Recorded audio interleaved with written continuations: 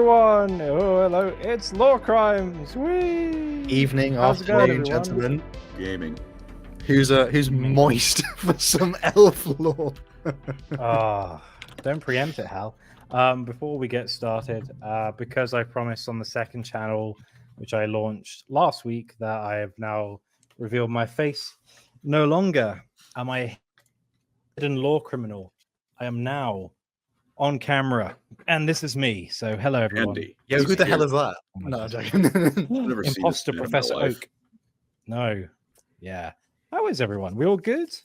I'm ready for this. Ageo of Sigmar has been teasing me with those glorious Vermin Lord models. I'm Oh, just God, over that's- here. As of time recording, there's no more Warhammer releases for the rest of 2024, so it's a good old 5 or 6 months out. We're just left with a good old steaming Kotias. So I'm ready for Age of Sigmar to fill the gap in my lonely heart. Hal, I've got an honest question that's going to show my education level. Mm-hmm. What is a Kotias? Kotias, the Inquisitor. Oh, Yeah. Stormcast Inquisitor. I just, in my mind, I just call him Cortez. I didn't. I got corrected so bad. Wait, what? Yeah. Someone corrected me. I called him Kotias on one of my Lionel Johnson videos because he shows up at the end of Arcs of Omen, and someone corrected me instantly. Yeah, pain. The bed is also made, by the way. There's just a dog on there. Made-ish. It's made around the dog. Right off. You can kind of see her feet, the bottom left. Oh, Dog.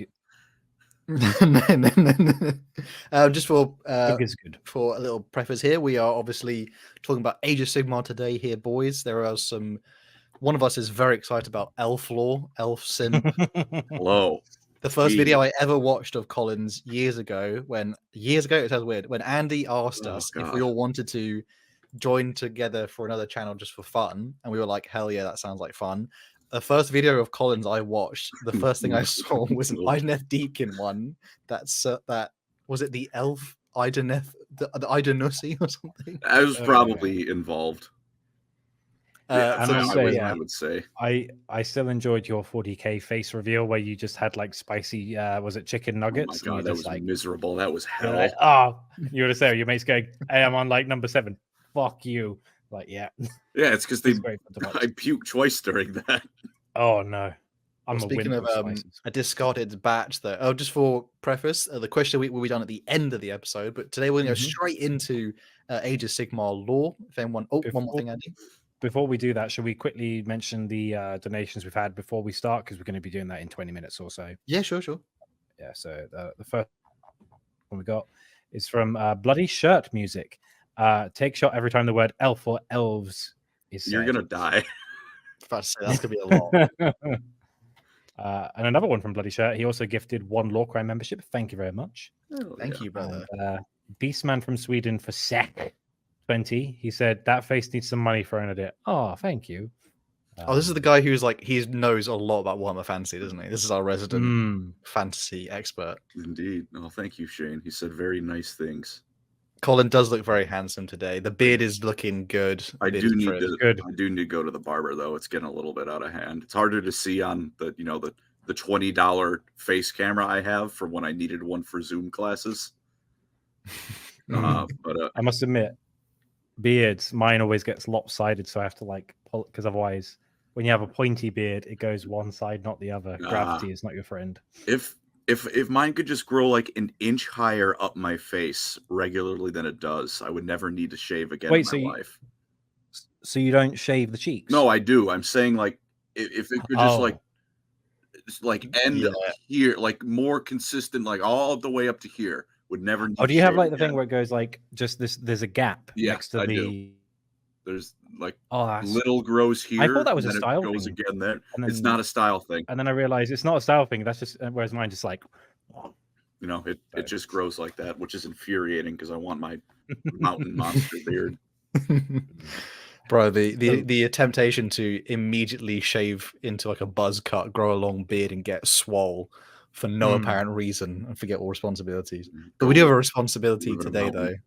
Indeed. We are talking about some Age of Sigmar lore, and this is the Idoneth Deepkin.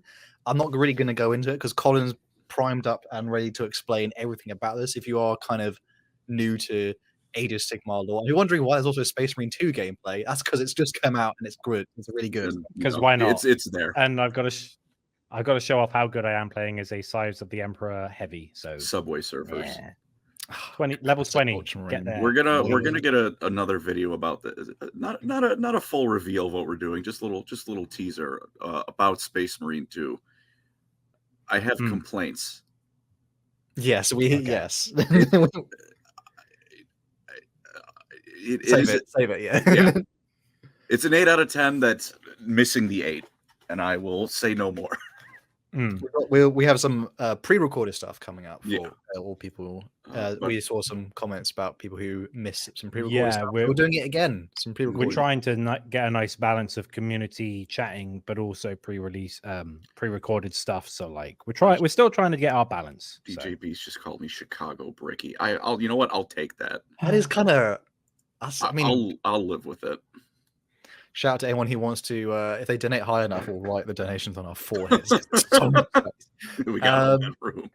But speaking of people who don't grow beards and have maybe not the biggest foreheads, indeed, elves. The elves live again. It's time to talk about elves while you watch your Subway Surfers footage. I'm so ready. So, Idoneth Deepkin is what we're talking about today. I know many people's opinions on elves, but with the Deepkin, I do think people look on them a bit more kindly because the ocean is cool. The ocean's awesome. Sharks are awesome. If that's what it takes for people to like elves, then by God, I will accept that. But unfortunately, in order to talk about the Idoneth Deepkin, we have to go to the end times first. Briefly, but it has to be done. So while the end times were happening, the last elven god, Mithlan, to be devoured, he's the god of the sea, took some of his faithful, took whatever souls of elves he could find, and hid away under the sea. What is it? 40,000 leagues under the sea, or whatever. Trying to, keep him hidden, and he was the last holdout.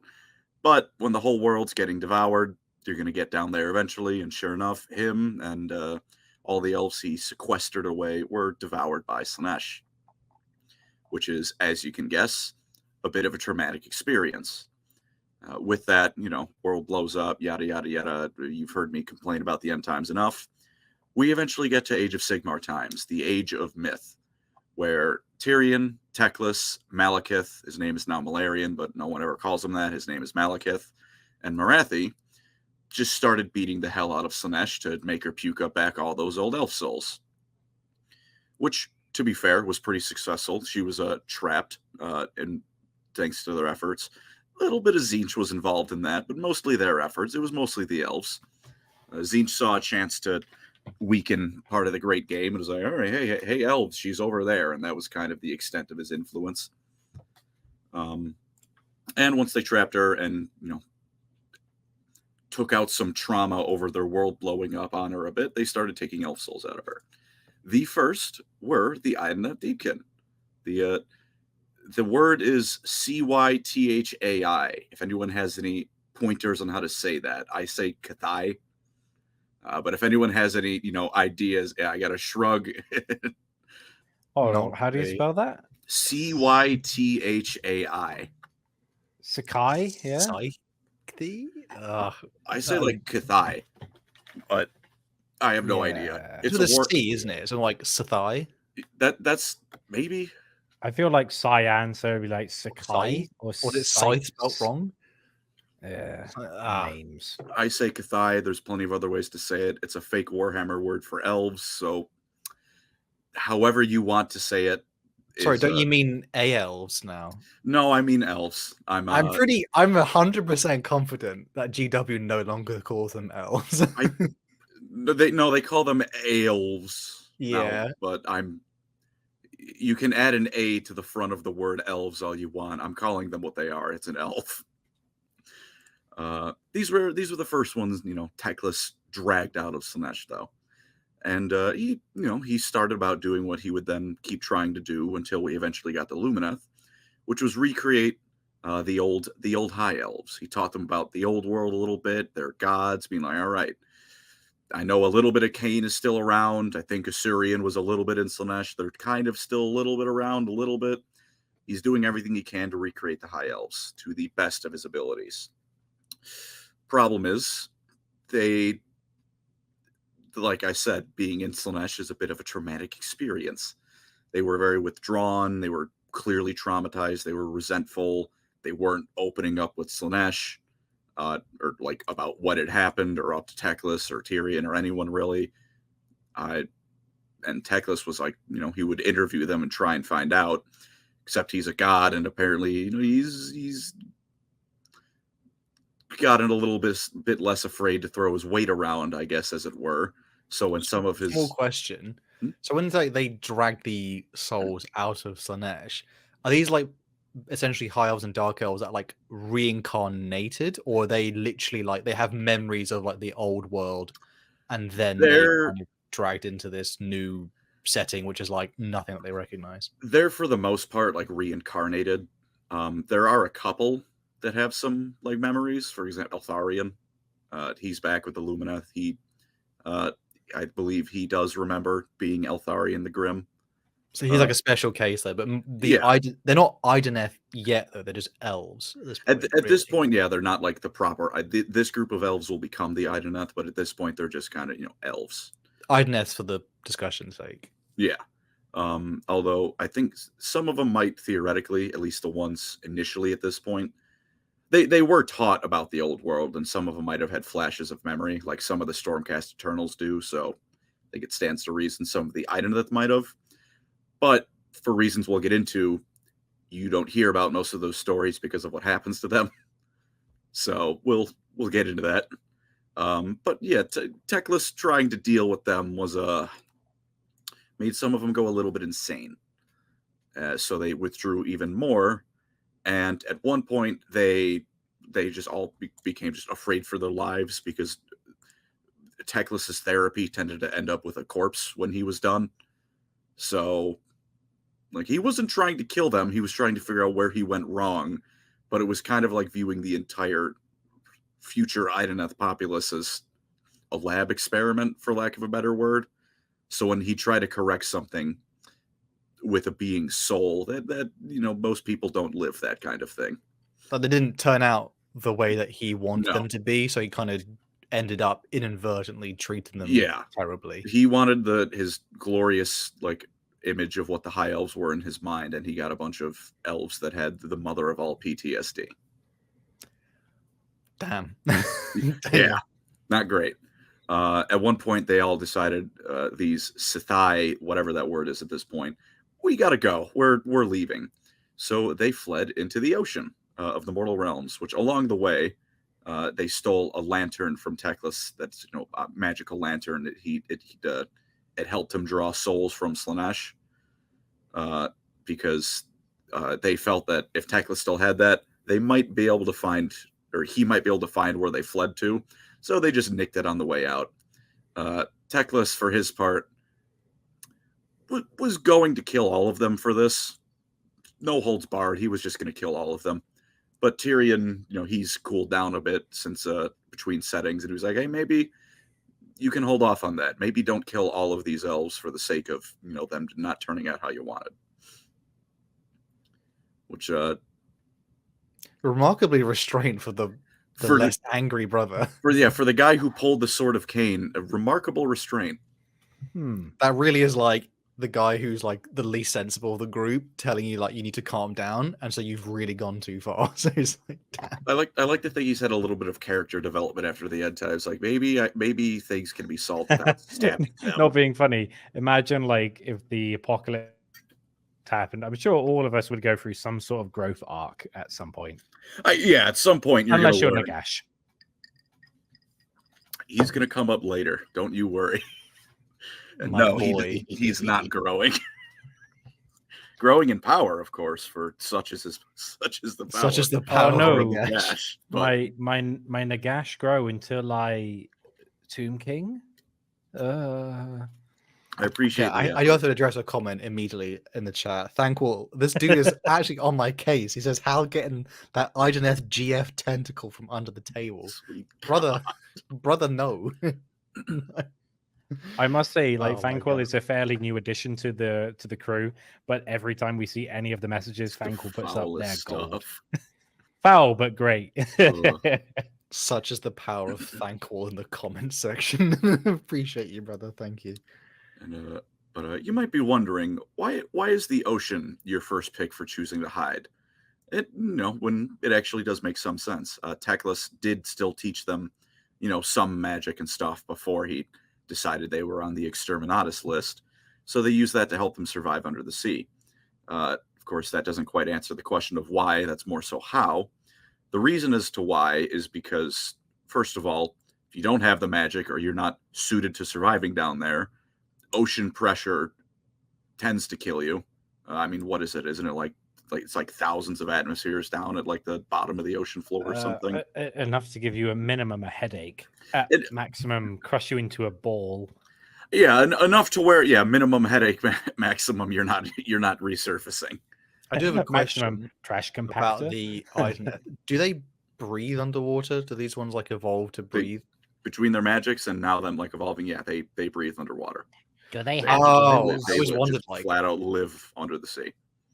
Okay. So they are somewhat land and sea based. Yeah, probably. Like they attune to it so much, like they're at the point where like they'll detect like when they're underwater, right, and even kind of above water because of how some of their magic works, which we'll get to. They navigate as much by like ocean currents and changes in pressure compared to like sight and sound. They so they're pretty well adapted to live down there now. The reason being, first of all, something tries to go kill them and then the ocean just takes care of it for them. Ignore all the sea monsters. It's just the pressure of all the water. Second of all is that the ocean, it very much dampens the senses, right? Like you can't hear very well underwater. You can't see very well underwater. You're just kind of constantly feeling vaguely moist. So, just you're in the water. You're wet. You feel wet. Me listening to a Pancreas No Work video. Hal, I appreciate that, but you're also not helping the Thankful allegations. Truly. But so that actually helps them not only stay hidden and protected, but less sensation, less emotion, which means they're not feeding Slaanesh very much either, because that's still one of their main overarching fears or traumas of we were in Slaanesh for however infinite amount of time between settings there was. We don't want to feed her anymore. So Ocean helped them out with that a lot. Naturally, they also, become accustomed either magic or just normal taming to, like taming sea life, stuff like that. All the different thousands of stuff you see in The Little Mermaid, all those animals. They went the to live huge down there. sea turtle model. The that big one turtle, my beloved. Glorious. My God, there's also the model where the guy has like literally the octopus on his shoulder or back or something. He's one of the. Yeah, that guy. One of their mages, I think. But my the God, it's like holding a mace too, like just in one of its tentacles. It's great. Ocean stuff is just so cool, man. Like there's this, like if they ever do like exodites in the 40k version, for the people who aren't aware, like exodites are essentially like what Idoneth are. They're like a heavily adapted, kind of off the grid, Eldar like coven / well, they're like on separate like maiden worlds, isn't it? They're on their own like separate worlds, and they're a bit more tribalistic. Yeah, and they, from the current things I've seen in the 40k lore, they've often been described as like, oh, it's like very like palm tree-esque / deep forest style. But if there's obviously, depending on the world, it could be literally like an Idoneth Eldar version. It'd be so cool. That would be really cool. Or a conversion opportunity for people who are listening. Or that, yeah.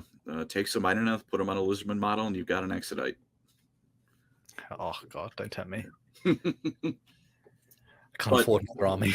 Can't afford it. Bruh. Speaking of Idoneth, though, this is around the point they started calling themselves the Idoneth. What does it mean? Great question. Was it into like the depth or something? Idoneth into the depth? Could be. Totally honest. Like, the full name is Idoneth Deepkin, so the Deepkin part makes sense. I don't know what Idoneth means. I'm going to be fully honest. But if you're in the comment section or in the chat, if you have any Nope. extra knowledge, that'd be helpful. According to Warhammer community, it means extreme seclusion or desperate measures. In what world does it mean that? I don't understand. In Idoneth elf speak. Oh, bruh. Okay.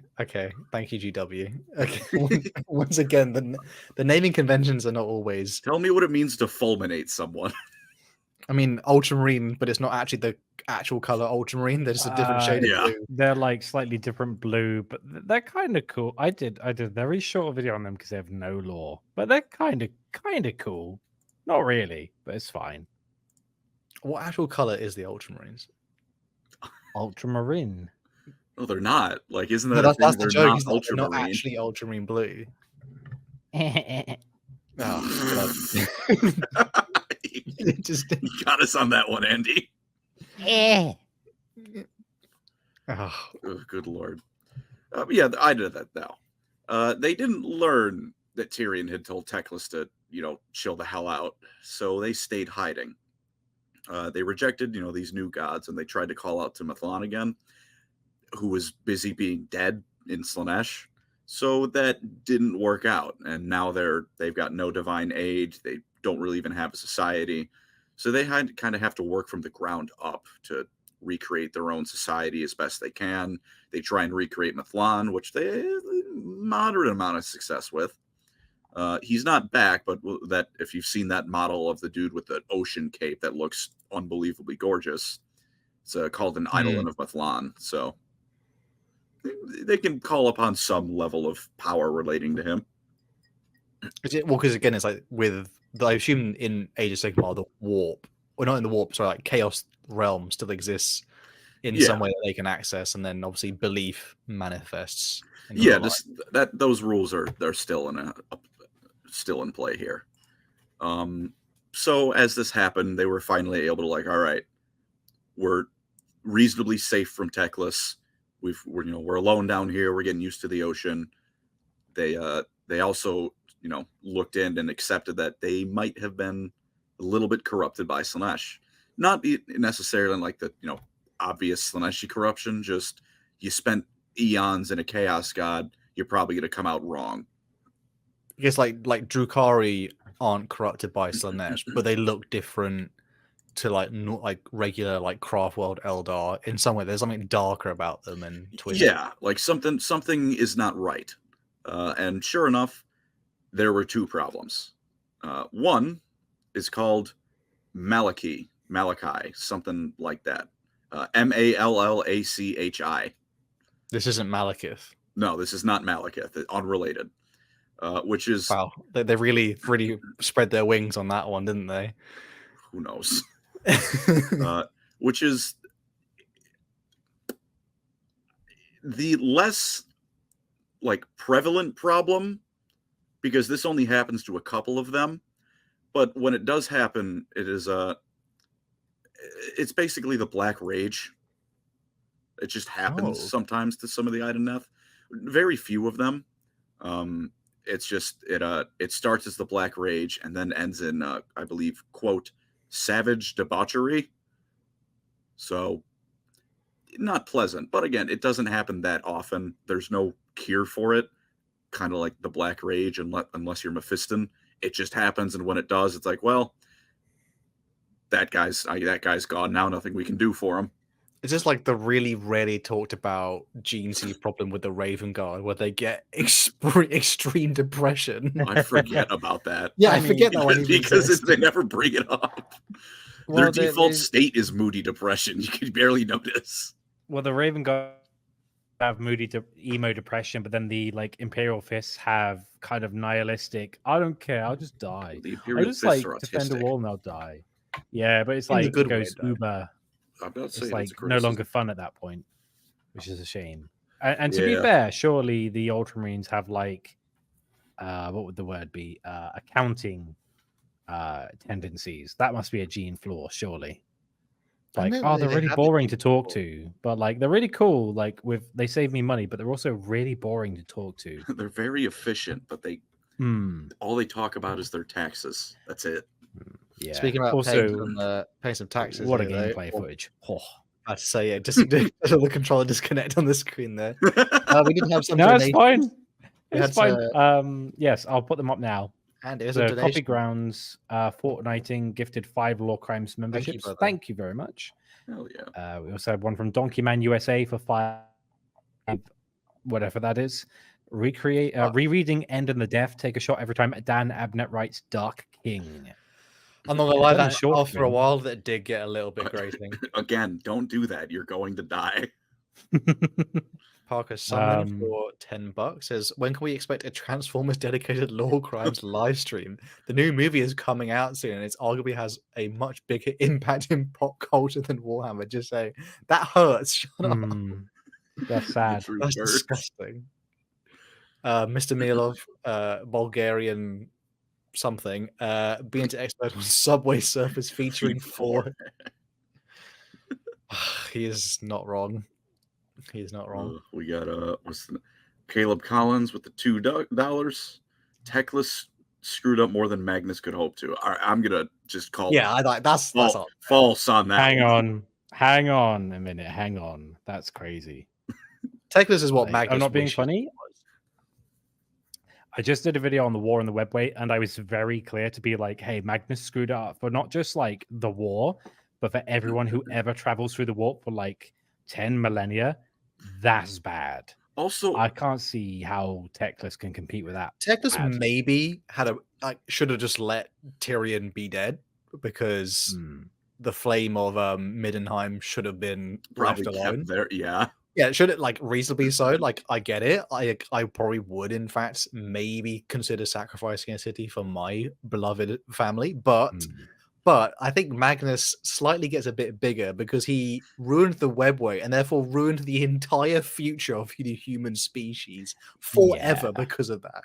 He also double dipped. Like, that's also just ruining the webway, for the Eldar and everyone in it. Like, he didn't just like the Drukhari. Oh, big whoop. I'm not saying I don't feel bad for them. They deserve it. The other Eldar, the Harlequins, people like the Harlequins, and Magnus was double dipping on ruining some goofy guys. It's fine. Tom Warren for the $2. Big Turtle mentioned. Whoop whoop. Oh, I'll just also rip on Magnus. By the way, he's now a demon Primarch and has smooth bump in between his legs. He has I was wondering what you're going to say there. Smooth bum. Smooth bum. And coming back up for the 30 squigglies, so I don't know the currency. Love me wet, slimy, yucky elves, but seriously, they're very cool, and their depiction in Soul Slayer is very cool and intimidating. I actually read that book. It's great. In brackets, also they do something that makes me cry. Hail boy gob. Wet. Might be the book. I read the book. So it might be what I know. The Smashing Badger. That's a hell of a name. The funniest person. She Idon on my net and I Deepkin. Thank you so much. Do you want to read that, Colin? Sure. Tom Warren, thank you for the 10. I'm leaving my terrible paying pain in the ass job for what will probably be a well-paying pain in the ass job. Congratulations. So I'll have more money to digitally throw at my favorite bunch of nerds. Well, that's much appreciated. Thank you, Tom. And congrats. Thank you so much. Thank you. Congratulations on your new job. So I hope it's less of a pain in the ass, but if nothing else, it'll be a more well-paying pain in the ass. Yeah. Work to live, not live to work. Caleb Collins, the 2. So Malekith's the only elf that doesn't suck in AOS. We don't know because he doesn't do anything. He called his mom stupid for being stupid, and that was it. And maybe 5th edition we'll see something. Hopefully. In 5 years' time. Yeah. Angry Homunculus for the £2 says IIRC. If I recall correctly. Oh, if I recall correct, I didn't even know. There's IF successor? Imperial Fist successor that becomes catatonic. Is this? Do you remember I was trying for the life of me to find the Sleepy Marines? Because that might be what they're talking about. There's some chapter that something is wrong with their circadian node or whatever the thing. Well, the Imperial Fist, they can't do the going to hibernating sleep. I can't remember what it's called, but most Space Marines, they can just be meditate and then they go into I can sleep for 100 years and it's fine. Imperial Fist can't do that because gene flaw. We will never sleep for the week. Yeah. I swear that's a thing, though, Yeah. where it's like there's a chapter where it's like it does work, but also sometimes they just don't wake up. Like they can't wake up for hundreds of years. Yeah. I think there's a I mean, there's not- a insane amount of damage, or they get like Not they being get funny, blasted like into the space. warp can like put you out of action for like a good few centuries. Like I was just doing like a bit on like the who was that? I can't remember who it was talking about the tiger claws, and it's like they disappeared and they came back, and it's like it feels like 10 minutes. It's like you've been gone for like 300 years. Where have you been? Yeah, I'm like, oh, I'm sorry, my bad. I didn't know. Ugh. But, Speaking of people who've been hiding for a while, when am I gonna make my Yeah. Nikocado avocado come back? I'm not. Oh, How you can see me? You He's- know I'm yeah.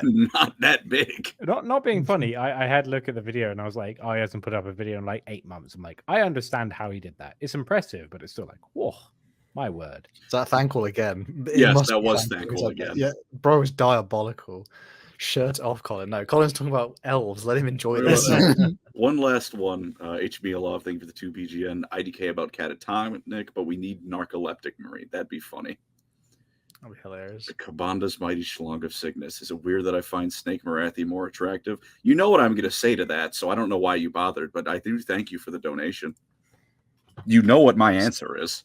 Serpentine brothers, escape, evade. Serpentine, left, right, get out of there.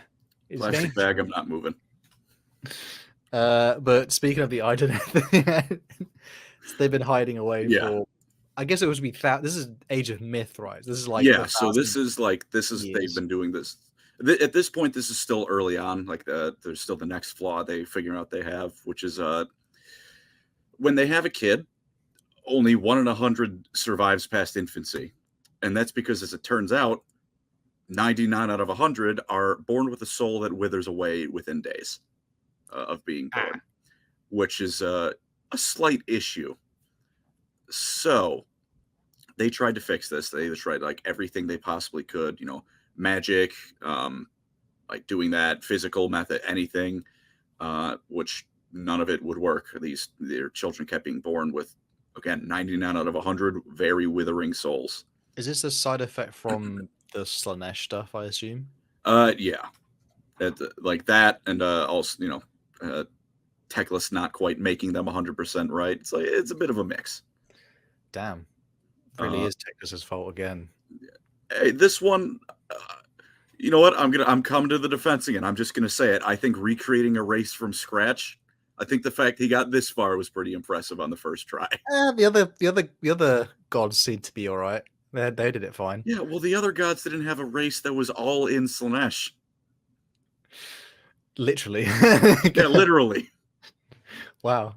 Yeah, fair. I'll give him his flowers. He had a harder starting point to work from. Screw you. Screw all of you. Leave him alone. But they started they had this problem, and because ocean's still a dangerous place, they hadn't completely tamed all of it. Every now and then a big sea monster just takes a bite, or an ocean faring god beast takes a real big bite.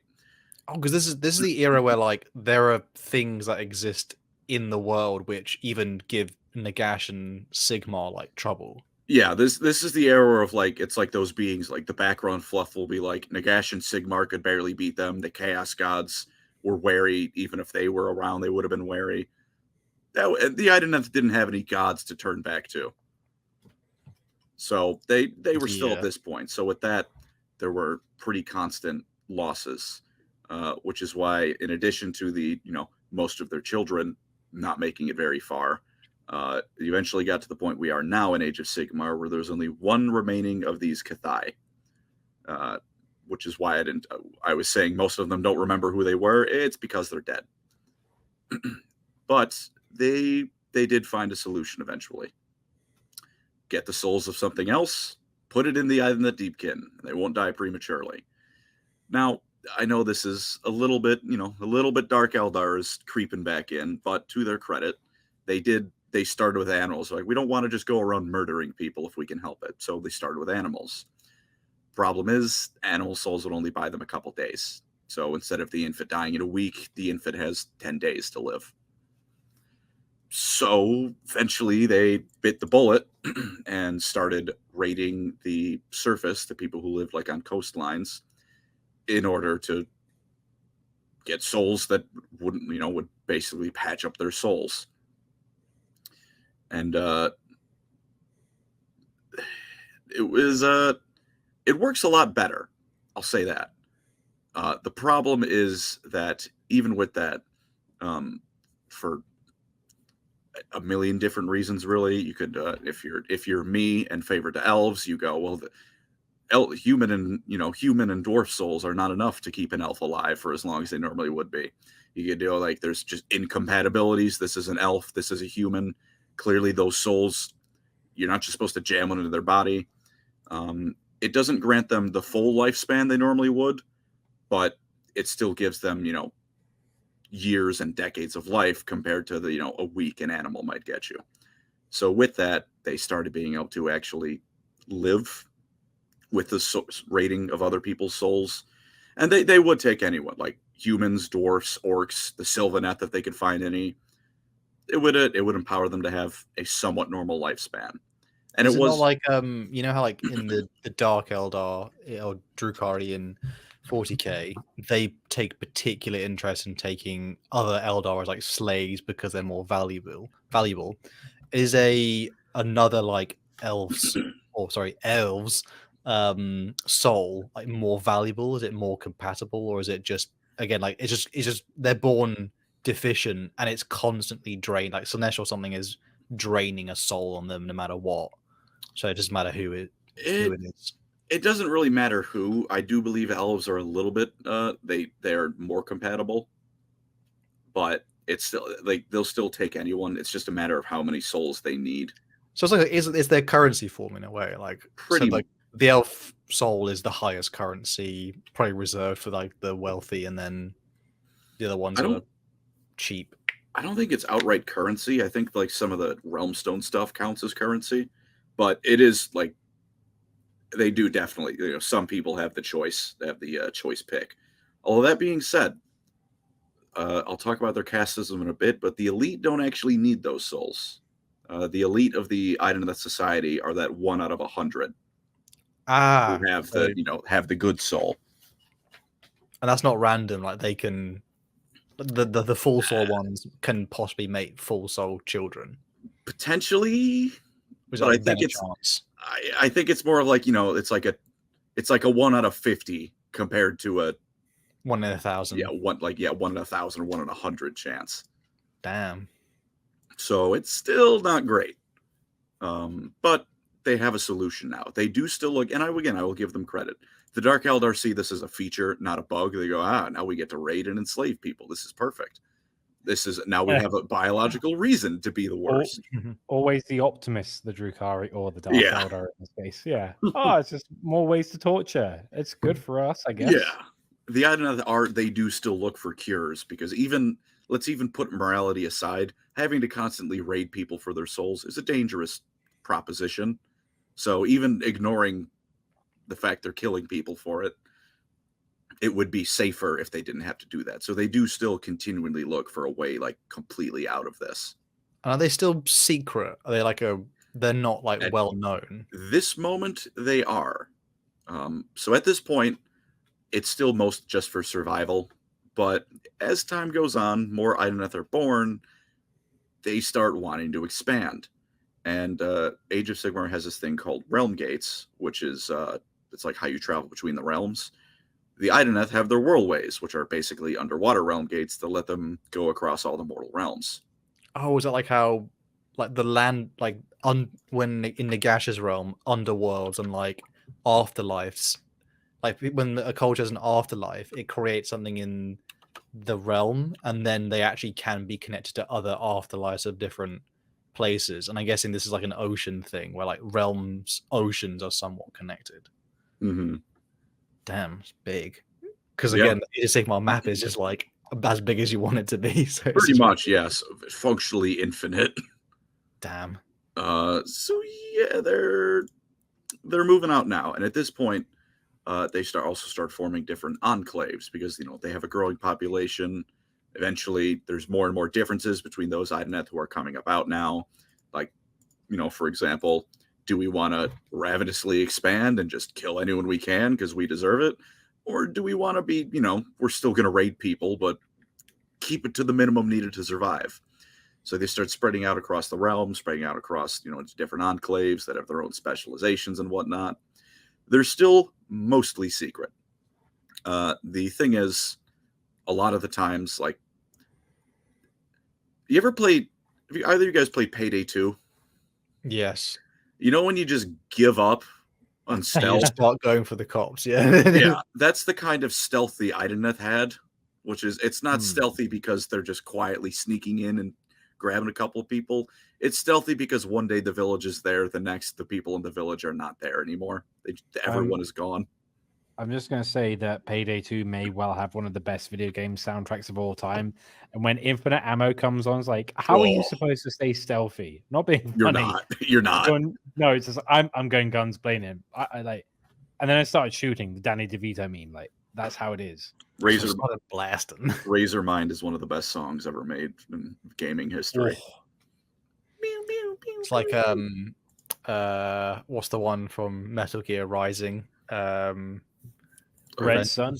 No, Rules of Nature. I realize. Oh, a stranger I remember. Violent Springs. No, not Collective Consciousness. Stranger I remain. This is yeah. People in the chat. No, that's not. You were singing "Stranger I Remain," Andy. I'm doing a different one. It's like. What are you talking about? It's the It begins. It has to be this Senator way. Armstrong. Standing here, I realize you were just. Has to be this way. Yeah. It has to be this way. Violence brings. Thank you, people. Angry Monster. Thank you. My God, that song Has to be this immediately. way. Like, I'm just immediately thinking of the Senator Armstrong fight, and I just rage. I must admit, when we formed Lorecrimes, and Colin's the biggest of all of us in terms of like influence. When I approached him, it was like that scene where I was riding, he was patting me on the back, but I didn't say, "You're goddamn insane." I was like, "You are the Slop King. I submit. You're my brother now." Slop King. Am I finally getting through? Yeah, that's the thing. You're like, "Am I finally getting through?" I'm like, "Yes." Let us join forces. What the hell were we talking about before this? Something 100% casualty rate. They would just entire towns. There we go. That's one hell of a whiplash. The Idoneth. So this is happening in like, is it more concentrated in some realms, or is this just everywhere? There's some they have less of a presence in. For example, the Shadow one with Malik. Yeah, they've got a little bit less there. In Shyish, the Realm of Death, it took them a little bit how to properly figure out how to get those souls because most people there are dead. I'm surprised they don't attack Nagash in some way, since he likes souls and he probably has a lot of them. We'll get to that one. Is this before? This is before the actual Age of Sigmar part. Yeah, this is still the Age of Myth. At one point, the first person to figure out they exist, because most people, occasionally there were survivors, but it would be like one raving madman who kept talking about the sea coming to life to eat them. So that, that dude would get ignored. No, yeah. The only proof of their existence was crazy people, and villages would sometimes show up empty. It's Warhammer. There's a lot of reason a village might show up empty one day. Skaven, it could be anything. Skaven, Nagash decided he was angry at them. He's very public.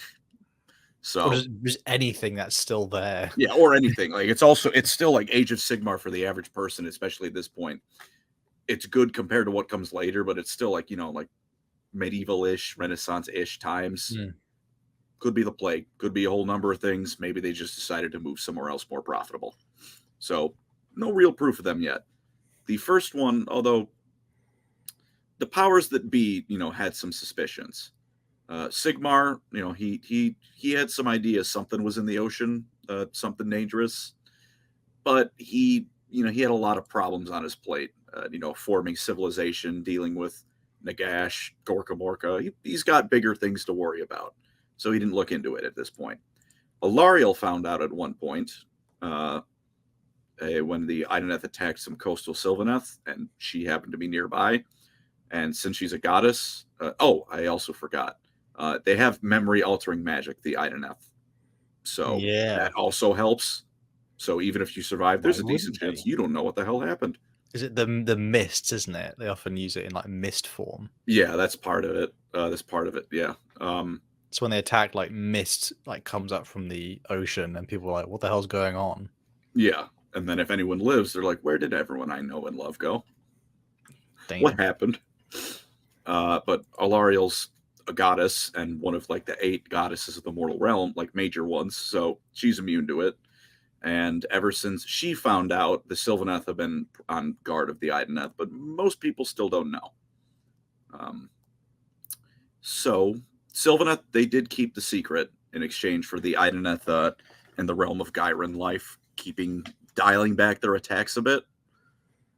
But the Age of Chaos comes along. Still not quite the Age of Sigmar, but the Age of Chaos now. Eventually, a Keeper of Secrets found them and attacked them, with all sorts of demons. And sure enough, they started fighting. But their Eidolon, they had advanced to this point where those Eidolons of Mithlan, the like semi-avatars, they were out and about, able to throw their weight around. So that secret was kept from Chaos as a whole after that Slaaneshi army was destroyed. Archaon, though, at one point was, he was crunching some numbers and is like, there should be a lot more elves in the mortal realms than there actually are. Where is this missing bunch? Where is the math? And sure enough, his some gaunt summoners, did some scrying magic, finding stuff out, and then Archaon. They're a Tzeentch demon, just for people. Yeah, Tzeentchian demons did some scrying, found that first Keeper of Secrets that Archaon then tortured until the demon spilled the beans on it. Spoiled the secret. Yes, spoiled. It did not keep the secret any longer. But even at this point, they're still underwater, you got to remember. And a Chaos Warrior is a very big threat, but when it has to do the awkward pool walk to get to you, it's a lot less of a threat, let alone when it just kind of drowns, sinking to the bottom of the ocean. So they didn't change too much standard operating procedure in the Age of Chaos. Or were you going to ask something, Hal? I thought you might have. Oh, no, I'll keep going. Yeah. That last Sitat Kathai, whatever I mentioned, though, his name is Volturnos. He's like the leader of one of the enclaves, and he's the last of the first generation, so he's got some respect from everyone. The High King, even. He did realize that eventually we're going to have to work with other people, because sure, right now the ocean's a real good defense, but the ocean didn't keep the original group of elves from Warhammer Fantasy safe at the end of the day. It's probably not going to keep us safe if everyone else dies either, which most Idoneth didn't really agree with, but enough did, and as time went on, more and more came around to that idea. So he started looking for allies. That was mostly what they were doing during the Age of Chaos. Still limited to themselves, to the ocean, would only raid for souls. Turns out they can take Chaos souls just as well, which is actually a nice bit. They don't need to worry too much about corruption. Chaos Warrior soul works just as well as a normal human soul. During this, Volturnos is looking for allies. He reached out to Alariel first because she kept the secret. Figured maybe she'll work with them. But even though she's immune to all their tricks and magic, she knows the other Sylvaneth aren't. She's aware they have a history of it. So Alariel turned them down. She didn't turn them down in the Warhammer way, which is say no and then kill them. But she did, tell them to leave. She wasn't going to. No trust. No trust was had. Pardon me. She did also, or not she. They did, however, encounter some Stormcast Eternals, and now they did start off by fighting the Stormcast, but they figured out that because their souls just magically teleport back to Azir when they die, they couldn't capture them. Rocket straight back into Sigmar's anus to be thrown out again. Why'd you have to say that? Because I don't know. Did you have to say that, Hal? I know content is content, but Chat was expecting something. Don't worry. Mm, Speaking of chat, we should. Every moment you speak gives Thankful more ammunition. Truly, I think he said earlier.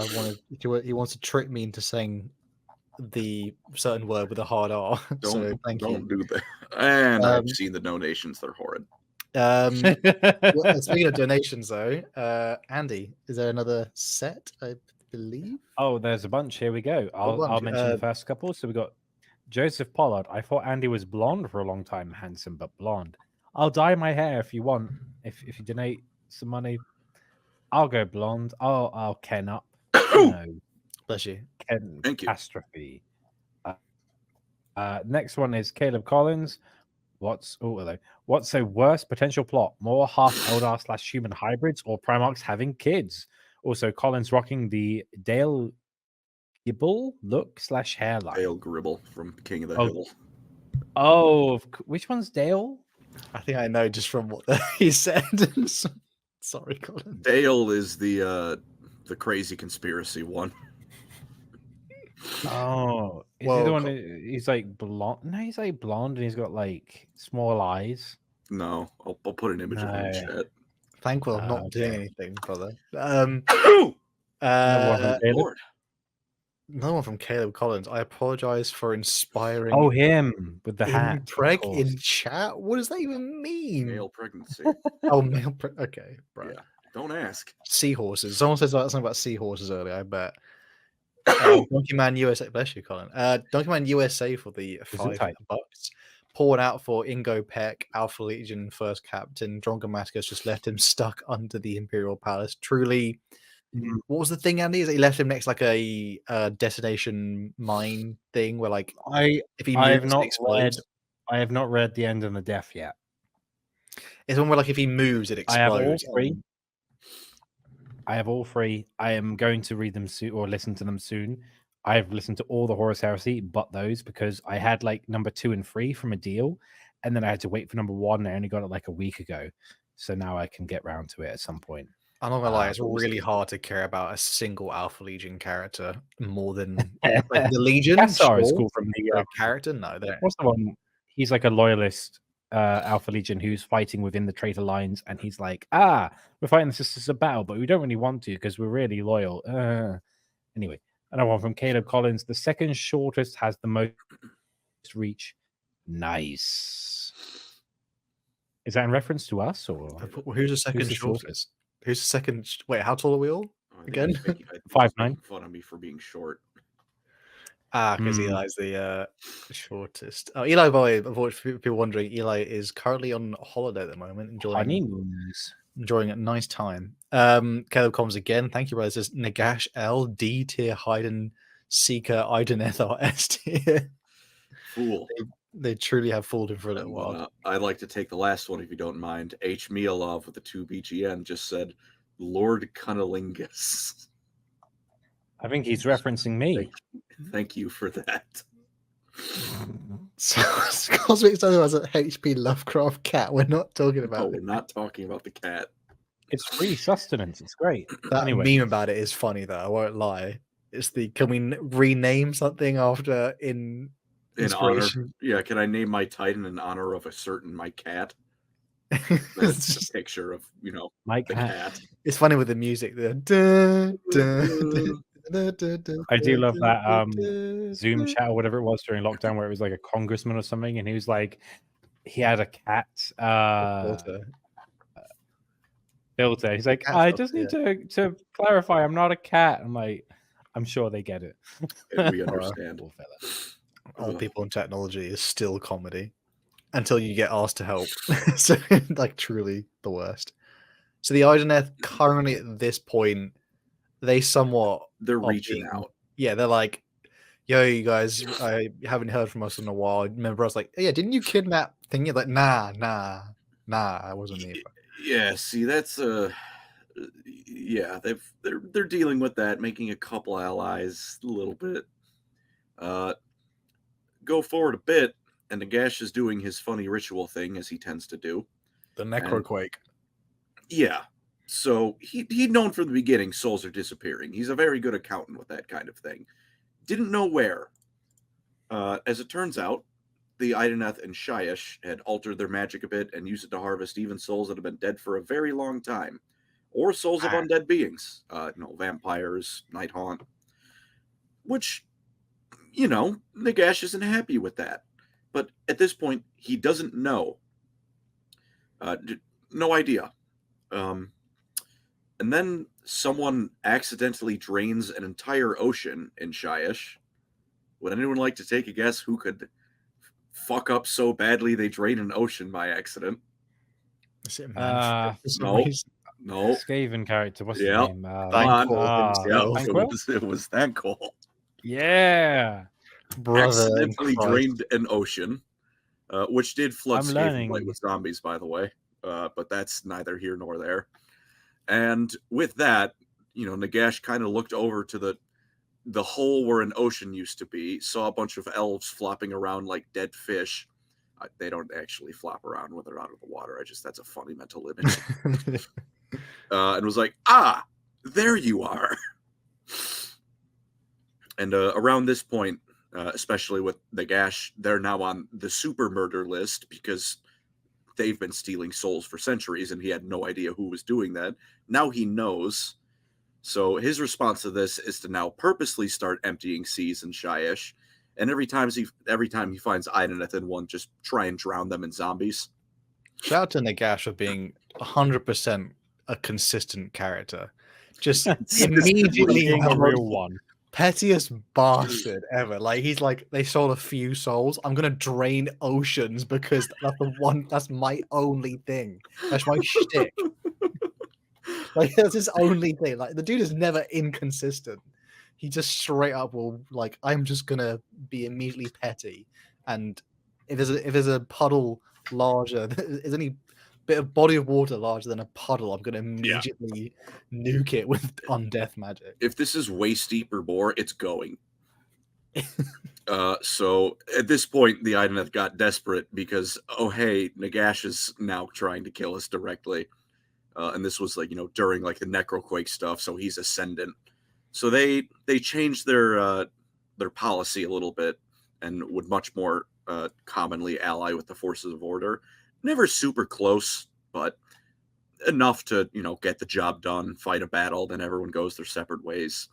Idoneth hoover up the souls of everyone who's dead, and then everyone leaves.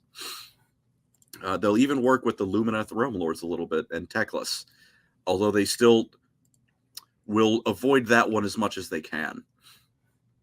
I think at one point, they had the least friendly alliance rules between any two factions, to the point that I think Khorne and Slaanesh allied forces got along better than Teclis and the Lumineth and the Idoneth did. Whoa. Do not like each other, but Nagash and Chaos make good enemies, so they did what they had to do. So they ultimately see as Chaos is the true threat, but it's more of the enemy of my enemy is a friend rather than we don't want to we if Chaos didn't exist we would immediately be on you. They would never be speaking to each other. Who needs friends when you have enemies? Exactly. A little bit further on, Morathi, when she decides it's her turn to be the main character for a bit, steals that lantern they'd stolen way back when from Teclis. She sent, 60 elite forces in. 2 of them survived, one of which only because it was captured by the Idoneth and interrogated. They learned of Morathi trying to ascend to godhood, and they flipped the hell out. This group didn't get the lantern. The next group would have Morathi herself leading it. So what ended up happening, or no, pardon me, I completely flubbed on that one. They did get the lantern. The Idoneth learned of this from the captured daughter of Cain. Flip out, because she has the lantern. She could use it to find all their hidden enclaves and wipe them out. So Volturnos, that High King fella, just declares war on the daughters of Cain in the entirety. He gets forces from every single Idoneth enclave that had spread out by this point, and just bum rush Morathi's capital. Which fierce resistance. but Volturnos, his elite guard, are able to reach the chamber Marathi's ascending to godhood, but they don't quite stop it. He does crack, the little dark elf cauldron of blood Marathi's using, which does ruin it a little bit, but Marathi is still a god. With that, now that she's a proper deity, she defeats him and his forces, pins him to the floor, but instead of this going, by way of murder, she offers them an alliance. And as a peace offering, she even gives back the lantern, as well as a whole bunch of lost original Cathai souls. So Volturnos, he knows he's dealing with Marathi, who's only not the worst because Nagash is 5 feet to the left, but she's still, fighting for second place on most awful being in Warhammer, Age of Sigmar. And they're not really like her main. Like No. she has no plans on them other than they could be useful. Yeah, that's it. It's a very tentative alliance that was mostly just accepted partially because those Cathai were Volturnos' like original brothers and sisters and friends and all that. And Marathi wasn't outright planning to attack them. So they help Marathi conquer a city called Anvilgard a little bit, but no one trusts the other. So it's really just a matter of who stabs who in the back first. So it's a tentative alliance. With that, they're haven't been doing too much. There's been some stuff, a little bit with some Idoneth characters and some books, but for the overarching lore, they've got that very tentative alliance. They were raiding some Fire Slayer lodges because even in the realm of fire, there are still oceans. I read that book. I actually read this. I haven't actually read that one yet. How was it? This is Soul Slayer, if I remember correctly. Although, to be fair, this is kind of like it's an end of possibly an arc 1 of Gottrek's return. So there's a lot of heavy spoilers in it. There are some cool moments in it, which I can explain, which aren't really spoilers, which is in like the Fire Slayer hold, when the Idoneth attack, they essentially have amnesia each time it's happening. So it's obviously quite funny. But when like Gottrek arrives into the hold, like this mist starts growing around, and then presumably not affecting him in the slightest. No, not at all. But when he's like trying to tell them like signal, the defense, and they're like, no one knows what's going on. And with like the magics of the Idoneth, they're actually able to like swim. So all their beasts and like their magical things that they ride and things like that, they're able to swim within the actual mist itself, like an ocean. That's why it makes them so like deadly and effective. And when eventually, because Godtrek and his companion, like they're still like somewhat with it, they're able to like basically get the hold and alert, and they like all the Fire Slayers just like bum rush out and just go for it.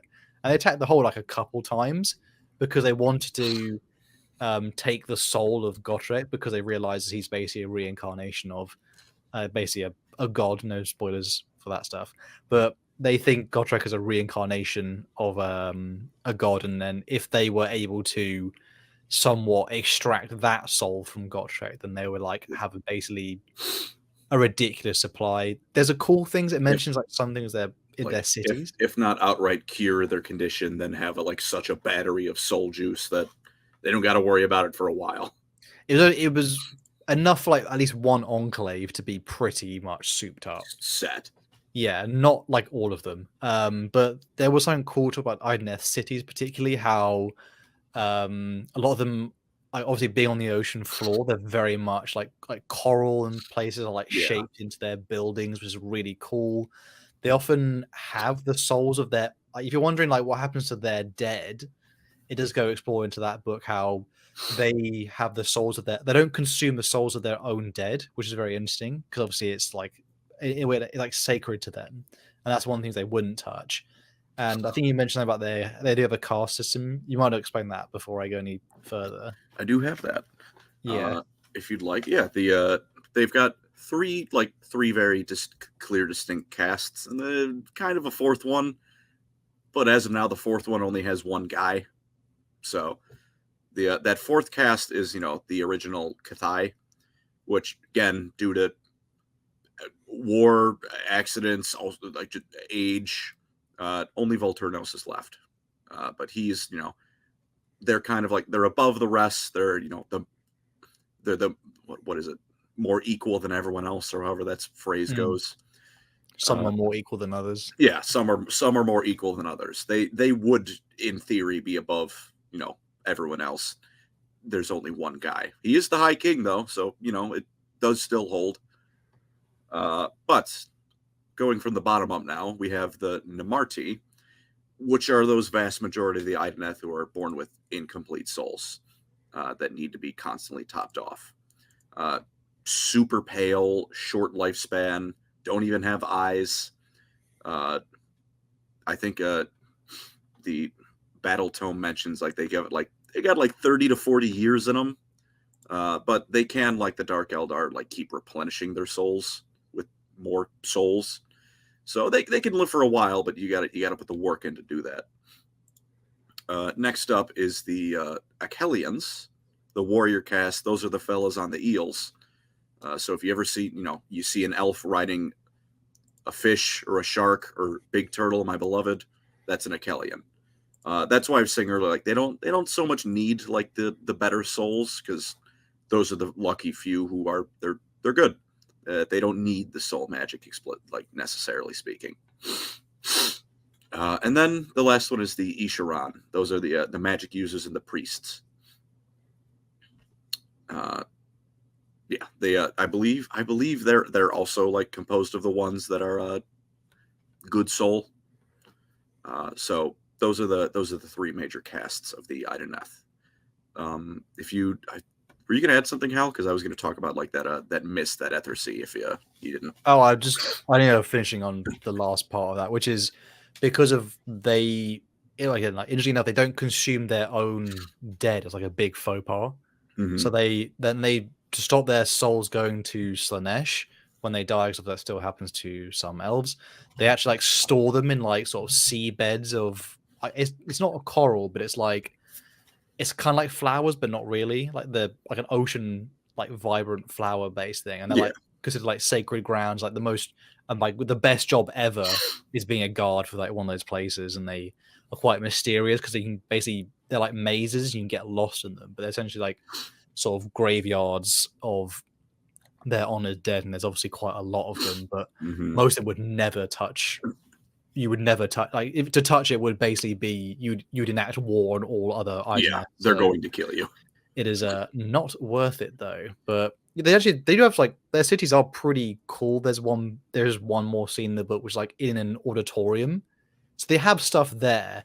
So like again, like think of it almost is like they are like vampires in some kind of way, where like there are pure blood vampires, and then ones like the lower ones which kind of just end up serving them. But they have like proper cities and stuff, and weird parts like they're not all underwater necessarily. They have like bubbles of air in some places. Andy's playing Dark Souls right now.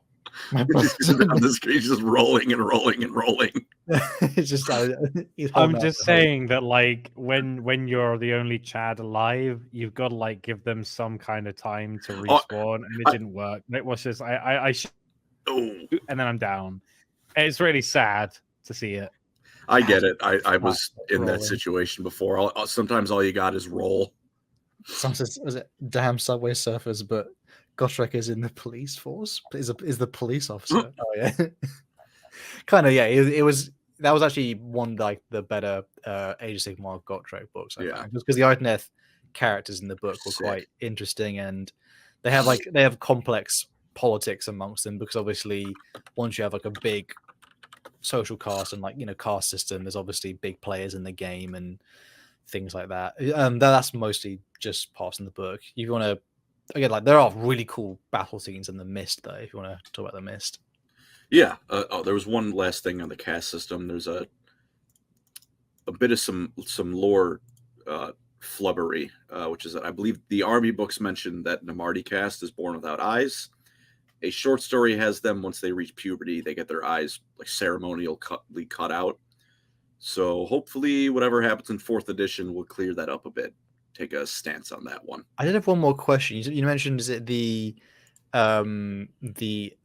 previous elven god of the sea? What was his name again? It was Muflon. There was like they have it's not like the avatars of Cain, but what is it? The Eidolon of Mithlon. yeah, like they are there's one in that book, the Gotrek book, which is kind of cool. Gotrek does fight one, which is again like just one of the reasons to go read the book at least at some point. But read all the other ones before it. You have to, because otherwise it doesn't make sense. But there's a sea which shows like they turn up. I don't know how to describe them. They look like elves still, but they're not like Avatar of Cain's necessarily. They're like, I don't know. The best like quick description of them I found is actually like their little description on the GW web store, which is that they're not divine avatars. They're like a collective manifestation of all the souls of the Deepkin.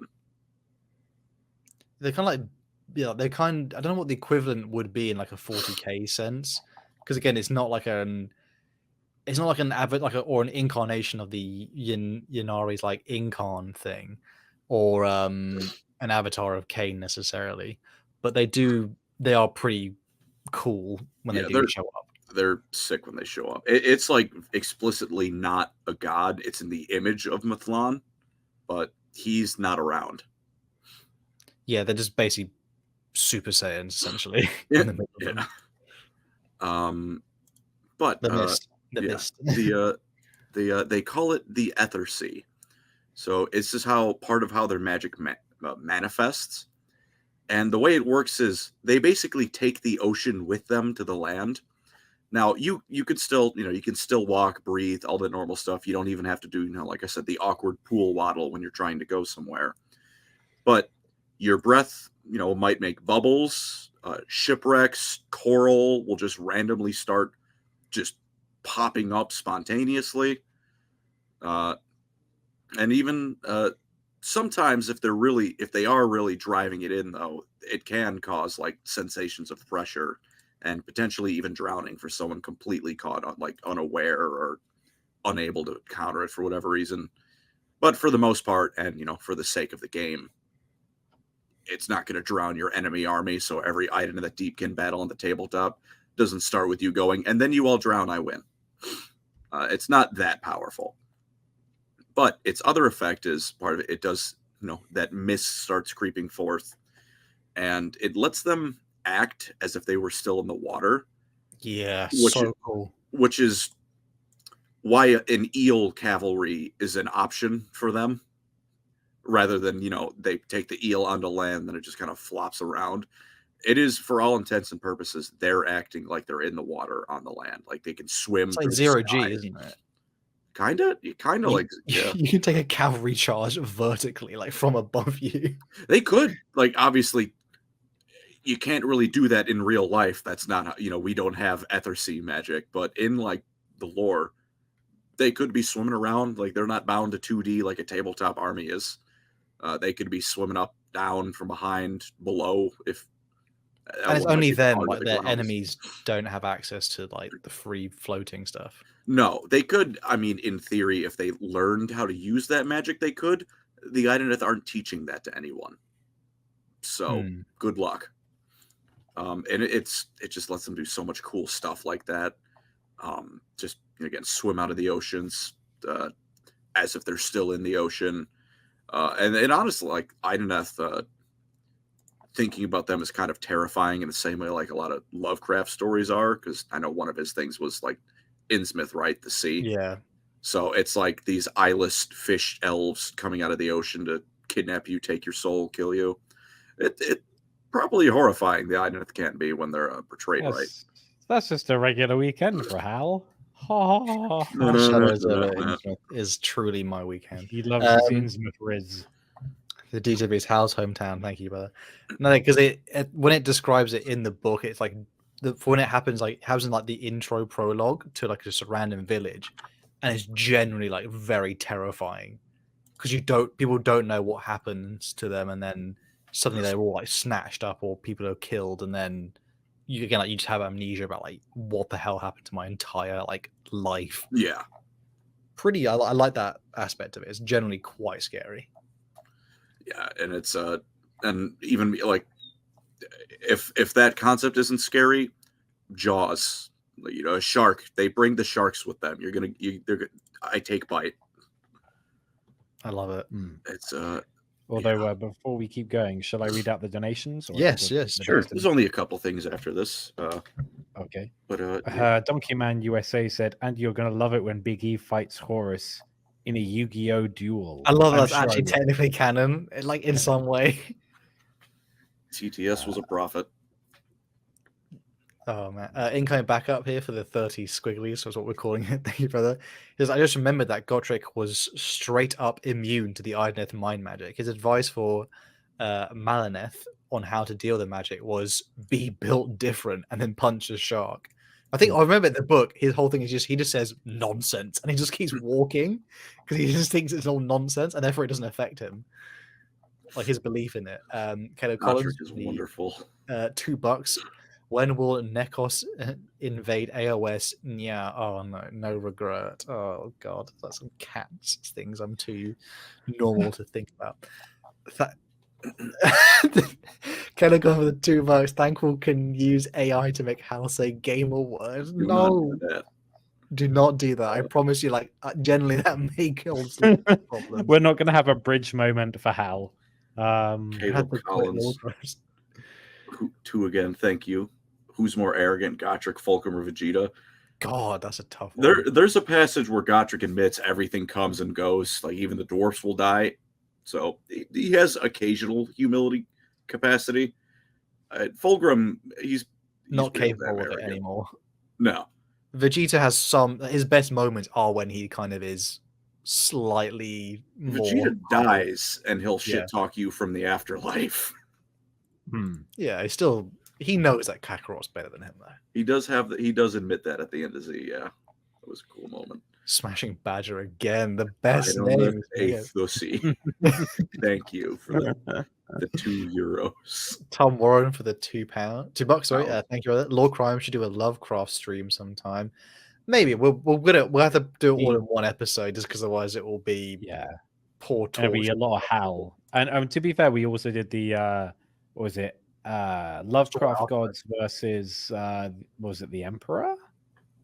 I think I don't know. It was Chaos Gods, I think. Oh, Chaos Gods. That's what it was. Yeah, that's why I was confused. So that was good fun. That one. If I was against Colin, I probably lost. Damn, whoever has to face Colin in the next verses, I bring my gamer rage to the verses. It's just Ultramarines it.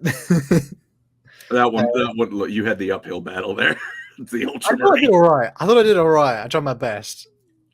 I try to take away the good verses. The strength of yours by acknowledging my own weakness. Another one had Mr. Mielov, just for the last one here. He says, "How sing along Lennon's most controversial title or recreate his self-portrait?" Bro, what is this guy on today? I don't understand these requests. Oh man, where's Thankful? Is he still being diabolical?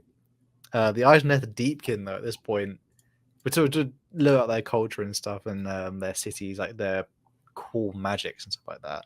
Yeah, their models are good though as well. Their models are disgustingly good. Like, I'll even give some slight credit to GW on this one. They held themselves back and made the faction leader character only $60. I mean, held back by Games Workshop standards, but is that the guy? Is that the guy? What's his name again? It's a V. Volcanos. That's one where he's on like the seahorse thing. Yeah, the seahorse mermaid thing with the three tails. I've seen some paint jobs of that model. The paint job on that model some people have done is incredible. Genuinely, like really, because again with ocean stuff, you really have free reign to go anywhere with it. I mean, if like I wouldn't even be surprised if like some people kit bashed old like Vampire Coast like model bit things just to go in, like, what's the one where like it's the huge crabs that have like the guns on them of some kind. Yeah, I need crabs. I need ocean crab elf army, please. Got crabs. Damn, I need crabs. I wanted to buy like little things for like making my ocean floor bases for my Iron Hands army that I don't really play at the moment because 10th edition is difficult for base Space Marine players. But yeah, we'll talk about 10th edition at some point now. I'm saying it. This is Idoneth time in the sun. Just some kind of final notes. If anyone and nothing else to add, I discuss their tabletop a bit. Unless any questions. Andy? I mean, to be honest, I'm just happy to be here. I have no idea about the Idoneth. It's like, oh, they ride seahorses. I had what they called all those things when you were a kid, and they were like sea monkeys, and you could like put them in a tank. Yeah, I'm like, they're like them, and that's all my reference point. I mean, I'll take what I could get. That didn't sound like a complaint, so I'll take what I could get. I regret saying the word crabs now. The chat is alive on me. And then Holy Emu says Pancreas Zangle. No, go to hell. That's the second channel. They so if you're running an Idoneth army, you're gonna have a lot of eels. You're gonna have a whole lot of eels. About it. It's Big Turtle. I love him, and the Big Turtle is, as you'd expect, an absolute monster. Big Turtle is expensive. I haven't checked his point cost for 4th edition yet. It was around 500 points, I think, in like 2nd or 3rd at one point. It's not Nagash levels, though. It's not Nagash level, but that's a quarter of your army for a full 2K army. Nagash is 1,000 points. That's a high bar. I don't think 1,000 points should be the baseline of considering a model expensive. What is like the equivalent of a Nagash in 40k? What's 1,000 points? It's just like a Titan almost. Yeah, I mean, a Warhound is 2k, but are there any like 1,000 point models? I feel like it's mostly like you get up to 500 maybe, and then it just rapidly jumps to 2,000 with a Warhound. Magnus the Red is like the most expensive. I think, or him or Angor is like 500 or 400 and late 400s. Mortarian's like 325 as of time of recording, which is stupidly cheap. Yeah.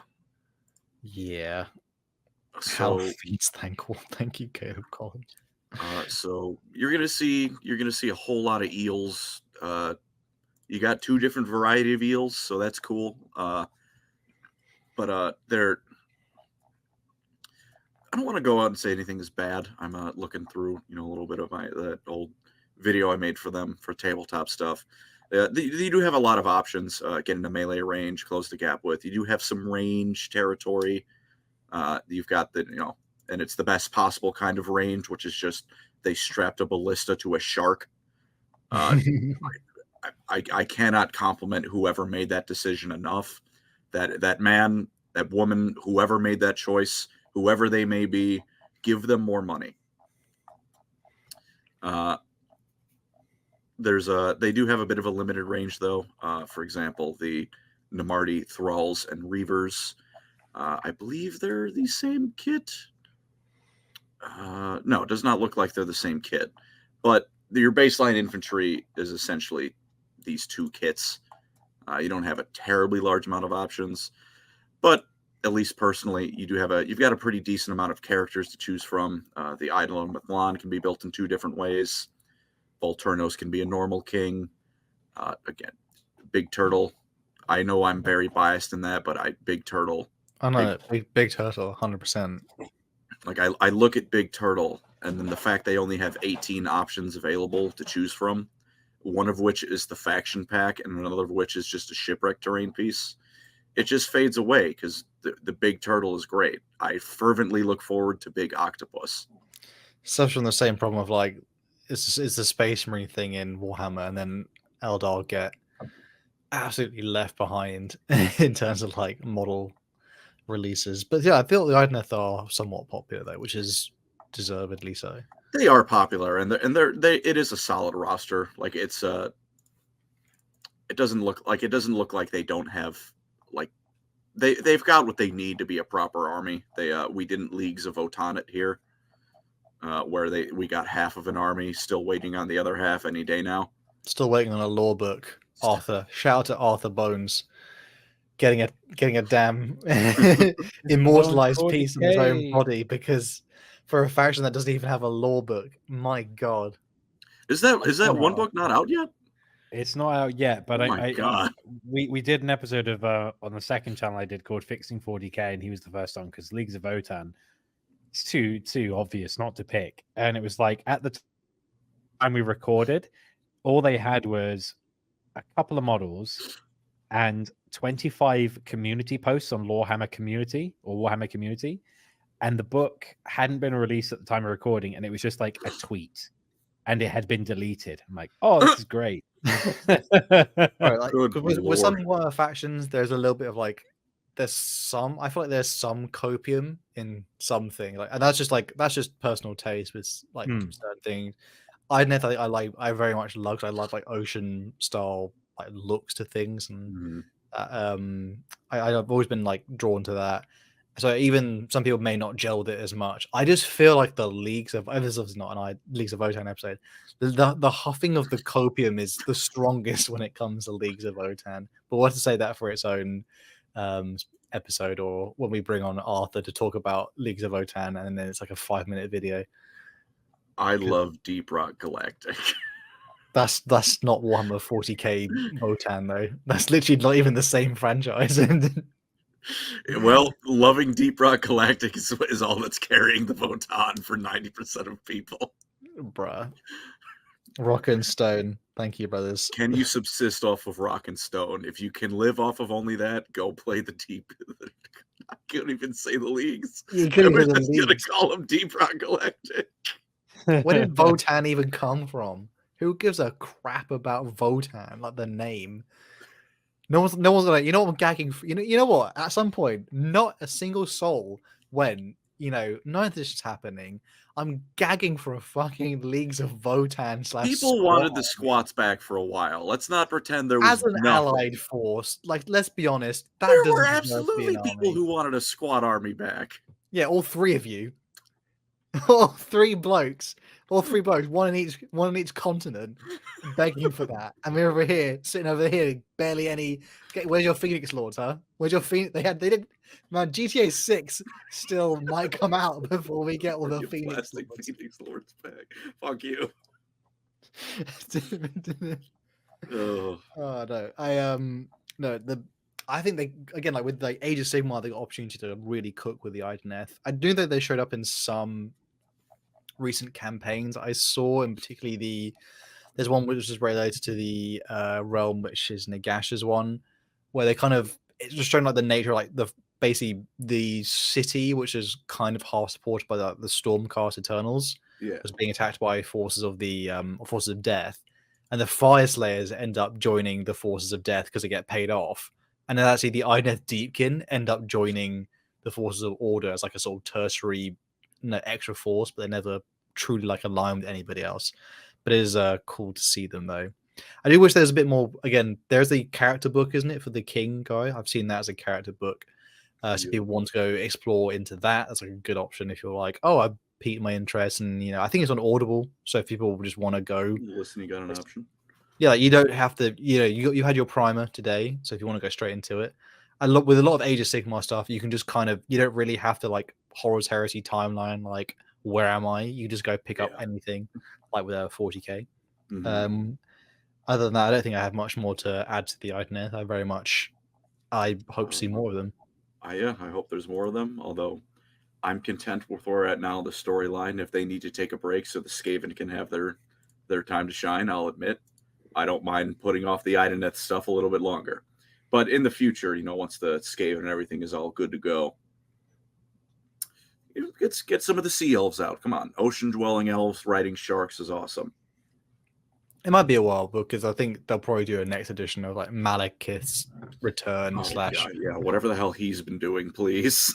No, again, like with 40k and Age of Sigmar, they are very much, I think they want to pump out in terms of like, they want to bring Age of Sigmar up to the level of like 40k, because I know like the tabletop game and like their own version of like Combat Patrol is super fun to play. So people are saying like, in just like playing the game, what I mean? Like they've kind of got it on 40k in terms of like, people who are playing Age of Sigmar are not complaining like us people who are playing 10th edition. No, they're pretty content. So if people do have that stuff, again, it's pretty like from their, what I do like about Age of Sigmar particularly as well, you can, from their version of Combat Patrols, it's Spearpoint, I think, they can that actually is like a functioning like balanced army. So if you are buying the Idoneth or you're buying Skaven or if you're buying Stormcast or stuff like that, it's actually like generally a bit more of like a less. It's easier to get into it compared to And 40k. even better, I'd have to go Spearhead, through them all Spearhead. go through them all to double check, but I don't think there's any spearhead boxes like the Mechanicus where, yeah, this ideally 500 point box is actually 300 points. You're going to lose every game you play with just this.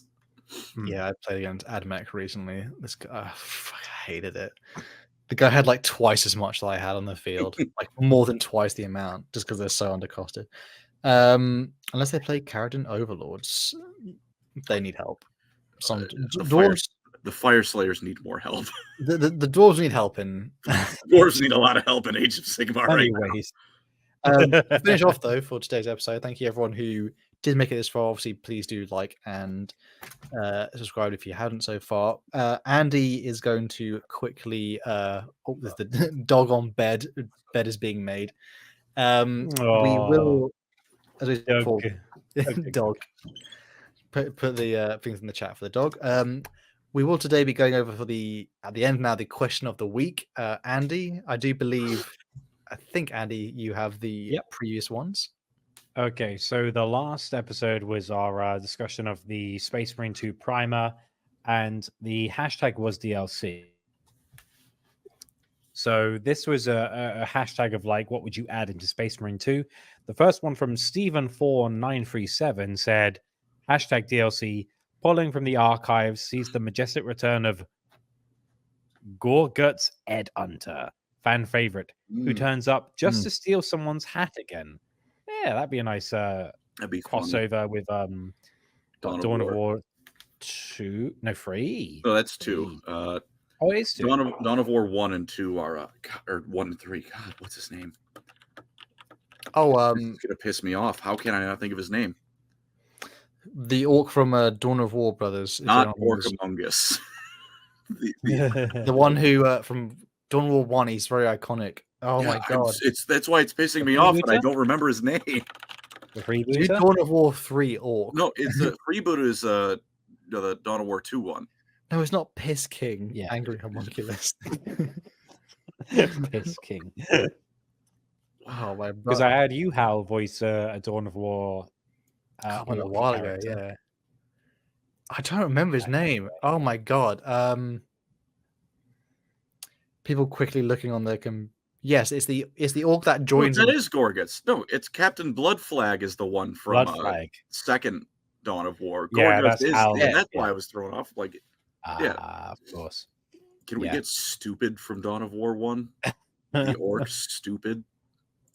I did like Dawn of War 1 like campaign. I must admit, it'd be nice. Like, I remember when Mass Effect 3, they were like, we released the game, there's a multiplayer option, and then they just added the collectors from Mass Effect 2 as an army you could fight. And I was like, that's amazing. It'd be amazing if they could do, because I know they're going to have a horde mode for Space Marine 2, and they could have Tyranids. And then if they just like patched in, we've made them look better, we've brought the code over, and they brought orcs in, that'd be fantastic. That'd be great. You could have Tyranids, Thousand Suns, orcs.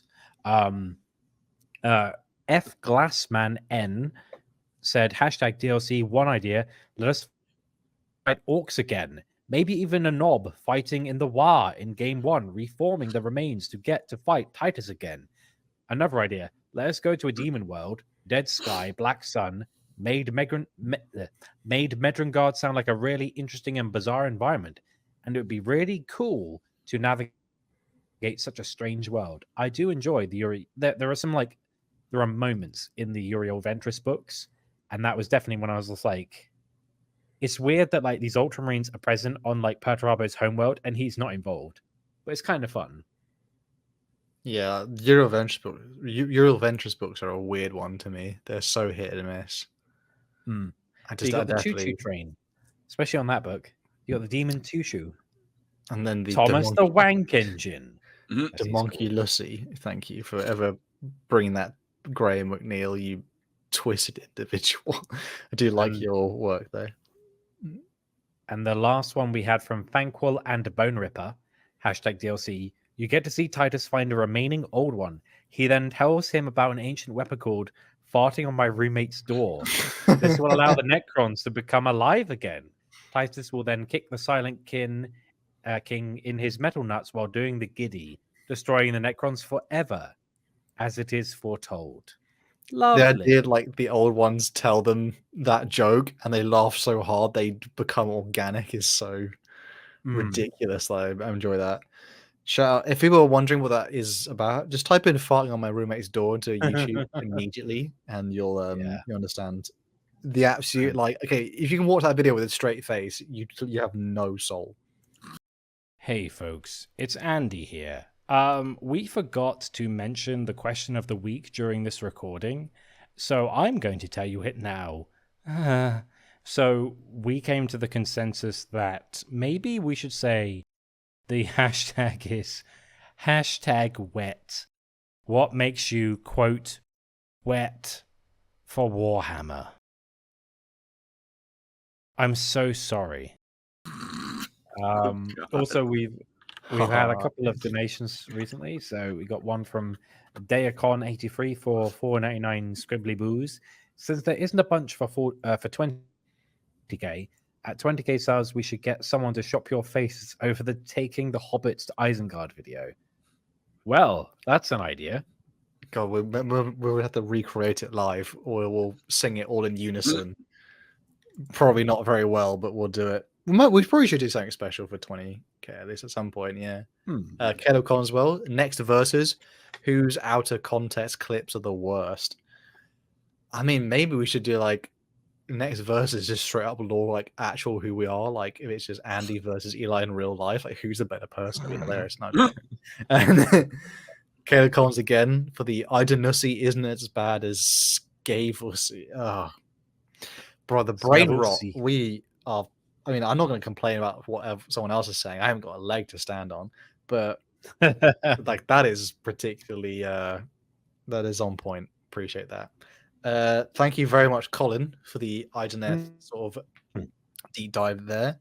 If anyone has any things they want to hear about Age of Sigmar, again, we are visiting that a little bit more. Actually, on the schedule, there's a bit more Age of Sigmar and Warhammer Fantasy, just because we're in the mood. We're in the mood for it, so we're going to be visiting that a lot more often. Got some verses, got some guests coming up, so hope you all enjoy. Possibly in a couple of weeks, 2 weeks today, we might have a very special guest, but it depends on schedule and like if we can get them on. But we'll see what happens. Yeah, we'll bring hopefully we'll bring some good stuff. If everyone who caught this live, thank you so much, and for people who made it this far, like and please give it a subscribe if you haven't, because obviously we need it for our egos, because clearly we have something wrong with us. Hal be naming Colin falming. I don't even know what that means, Mike. And also we need likes and donations that I'm not frozen like here, where it's just like a problem. So yeah, Colin SOA season tier list. Honestly, Thankful. I don't know if Thankful's been around long enough to even realize what the origin of that joke. That's crazy that he's brought that up. He's also never watched a single episode of it. No, but and I never will. It truly, Sword Art Online truly is the anime in which you're like, if people were to describe anime, it would be that. Like it's just the generic. It is the white bread of anime. Yeah. But enough about that. We had fun talking about Warhammer. Thank you, Colin, for the intro. Well, not really intro for Andy, a bit more of a deeper dive for me, and hope you all enjoyed it. Thank you so much for listening and watching. We'll catch you all next time. Some Warhammer Fantasies coming up. I'm so excited. I like this next topic. Wait, what? We just did the question of the week. Oh, I'm sorry. I was looking at the chat, and that completely threw me off. It's okay for it. Hal built like a Falmer from Skyrim, bro. Jesus. Actually, the Falmer from Skyrim is kind of like a good reference point because they are like blind, but they're not ocean really. More AOS. Woo, people are begging. We'll see, brothers. Obviously, there's plenty of there's just Warhammer lore out, for days. So we'll get to it. There's a lot of lore. All right, brothers. We'll catch you on the next one. Thank you so much for watching. See you guys next time. Peace. Bye. Bye, everyone. Bye.